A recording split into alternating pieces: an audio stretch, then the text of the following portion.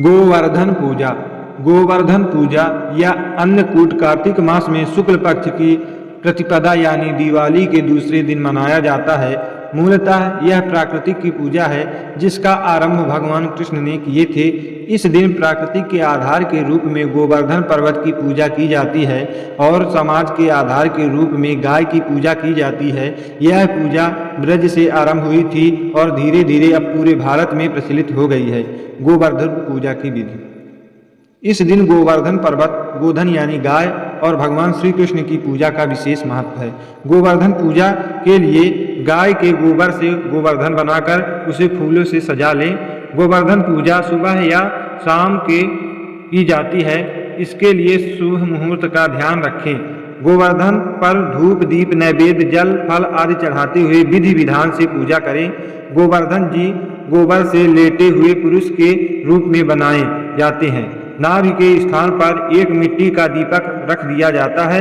इस दीपक में दूध, दही, गंगा जल, शहद, बतासे आदि पूजा करते समय डाल दिए जाते हैं और बाद में प्रसाद के रूप में बांट दिए जाते हैं। पूजा के बाद गोवर्धन जी की 7 परिक्रमाएं लगाते हुए उनका जयकारा बोलें। परिक्रमा के वक्त हाथ में लोटे से जल गिराते हुए और जोग होते हुए परिक्रमा पूरी करें। ग्रामीण क्षेत्र में इस दिन गाय, बैल आदि पशु को स्नान कराकर उनकी पूजा की जाती है।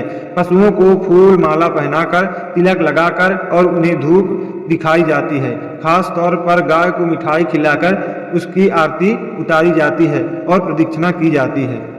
गोवर्धन पूजा मंत्र।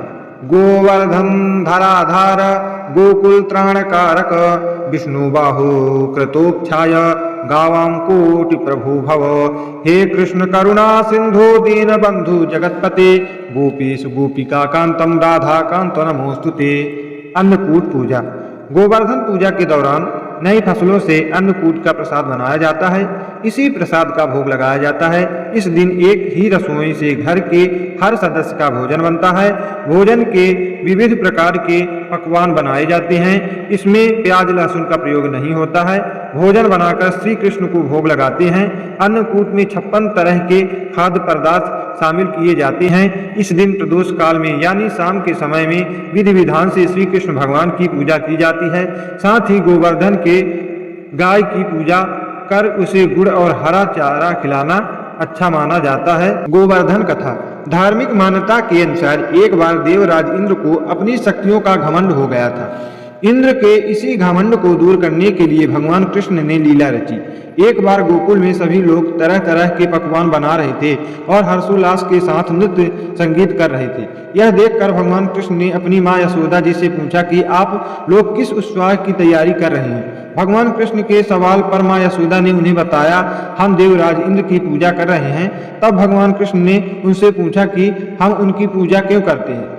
यशोदा माँ ने उन्हें बताया कि भगवान इंद्रदेव की कृपा हो तो अच्छी बारिश होती है, जिससे हमारे अन्न की पैदावार अच्छी होती है और हमारे पशुओं को चारा मिलता है। माता की बात सुनकर भगवान कृष्ण ने कहा कि हमें गोवर्धन पर्वत की पूजा करनी चाहिए, क्योंकि हमारी गाय तो वहीं चारा चरती है और वहाँ लगे पेड़ पौधे की वजह से ही बारिश होती है। भगवान कृष्ण की बात मानकर गोकुल वासी गोवर्धन पर्वत की पूजा करने लगे। यह सब देखकर इंद्रदेव क्रोधित हो गए और उन्होंने इसे अपना अपमान समझा और ब्रज के लोगों से बदला लेने के लिए मूसलाधार बारिश शुरू कर दी। बारिश इतनी विनाशकारी थी कि गोकुल वासी घबरा गए। तब भगवान कृष्ण ने गोवर्धन पर्वत को अपनी अंगुली पर उठाया और सभी लोग इसके नीचे आकर खड़े हो गए। इंद्र भगवान ने 7 दिनों तक लगातार बारिश की और 7 दिनों तक भगवान कृष्ण ने इस पर्वत को उठा रखा। भगवान कृष्ण ने एक भी गोकुलवासी और जानवरों को नुकसान नहीं पहुंचने दिया, न ही बारिश में भीगने दिए। तब भगवान इंद्र को एहसास हुआ कि उनसे मुकाबला कोई साधारण मनुष्य तो नहीं कर सकता। जब उन्हें यह बात पता चली कि मुकाबला करने वाले स्वयं भगवान श्री कृष्ण हैं, तो उन्होंने अपनी गलती के लिए क्षमा याचना मांगी और मुरलीधर की पूजा करके उन्हें स्वयं भोग लगाया और माना जाता है तब से ही गोवर्धन पूजा की शुरुआत हुई। बोले श्री कृष्ण भगवान की जय। ऐसे ही वीडियो देखने के लिए मेरे चैनल को सब्सक्राइब करें, बेल आइकन के घंटी को प्रेस करें। राधे राधे।